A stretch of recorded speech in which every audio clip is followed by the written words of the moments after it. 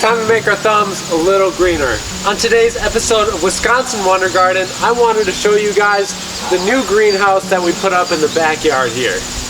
Now, I should use the word new pretty lightly because we bought this off of a Facebook Marketplace page, and we picked it up for $400, and it is a couple years old. So eventually these polycarbonate panels will need to be replaced. Thankfully, this thing wasn't very hard to put together, which I thought it might have been. After taking it apart was almost a total nightmare, but I just looked up a quick YouTube video on how to put it together, and I had it done within, I think it took about 4 hours, so really not too bad. And you can buy these polycarbonate panels on a lot of different online websites. So if you guys are looking at a greenhouse and maybe are looking at buying a used one, don't let the age discourage you, because really the value is in the frame.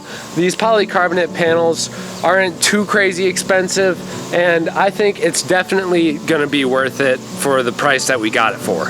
When installing this, the first thing that we had to do was make sure that the foundation was level. And to do that, I just used some stone that we had laying around the yard here, built it up on all of the edges to make sure it was level. Once it was level, I actually took a very dense clay mixture that we actually took from one of our front garden beds. You might recall I talked about it in a previous video where we were gonna take out all of the clay because nothing was growing in that. And it's like all of the clay that they dug out from the foundation of the house just got laid there, and when they put in the garden bed, they never dug any of it out. So we had a couple of inches of soil and then nothing but clay from there on. Anyways, we took that clay and built it up along the edges so we didn't have any air gaps. The reason being is obviously you don't want any airflow, as little airflow as you can with these for in the winter time, because we want to keep that sealed up, we want to keep the heat in there, and it's really important that you have that in order to maximize your growing season in the fall and then get plants in there as early as possible in the spring. If you have a bunch of airflow in your greenhouse, it's just not going to perform during those winter months.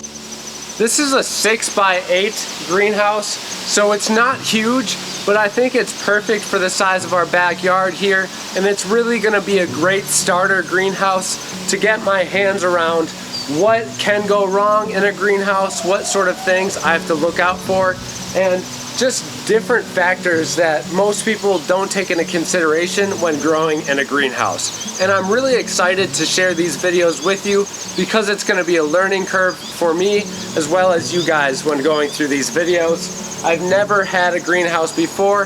I've had a couple of little hoop houses that I just put around raised garden beds, but that's about the extent of that one. So this is really going to be a journey, and I'm excited to share it with you guys. Taking a look inside, we don't have any shelving built for this yet. I'm thinking we do want to put shelves on both sides of this greenhouse to maximize our growing area, but we're going to start with this side here and see about how crowded it gets, if we want to do both sides or not, or possibly just build one side for now, and then on the other side put like barrels of water in order to retain some heat. That really depends on how efficient this is in the winter. I really have no idea what temperature it's going to be at, or if we have to do some additional sealing in here up around the edges and stuff. Like I said, it's really going to be a journey.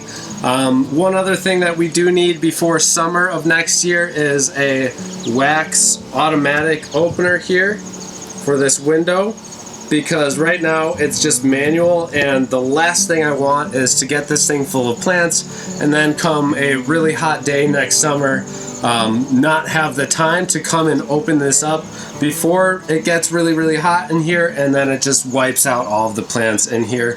That is really a possibility. So that's one of our first things to do before, when it comes to spring next year, is to get this window here hooked up with an automatic wax hydraulic, so it opens up automatically once it reaches a certain temperature. Those are essential in greenhouses. Stepping inside, it is pretty spacious, and I think we're going to have a lot of room for so many different projects. Off my mind, I'm thinking dahlias and sempervivum. For some reason, that really has been in my mind over these last few weeks, along with rhododendron. So if those sound good to you guys, let me know. Otherwise, drop a comment in the section down below. Keep in mind, we are in a 5B zone.